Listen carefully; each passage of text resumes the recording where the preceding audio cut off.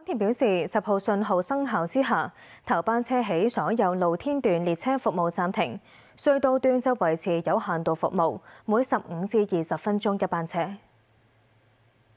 喺堅尼地城港鐵站，朝早6點幾陸續有市民入閘搭港鐵返工。人哋可以大覺瞓，我冇咯。我係做保安嘅，咁因為我係工作需要，同埋應該有責任感，我所以我哋返工咯。即係我個區又可以返得到工嘅，所以咪返工咯。佢公司都規定㗎啦，都有地鐵搭咧都 OK 㗎啦，都爭啲㗎啦，危險性大好多㗎啦。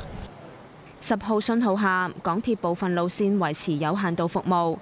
港島線堅尼地城至杏花邨站列車每15分鐘一班。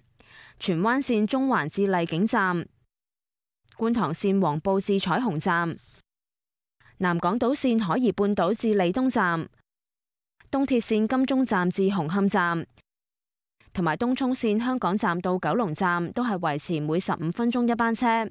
至於將軍澳線北角站至寶林站每15分鐘一班車，調景嶺至康城站就要每20分鐘一班車。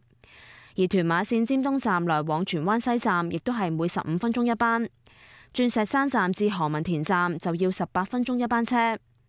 所有露天段同埋迪士尼線、機場快線暫停服務，輕鐵同港鐵巴士服務亦都暫停。另外，港鐵話收到內地鐵路單位通知，高鐵香港段今日全部班次取消，聽日亦都有部分班次取消或者有更改。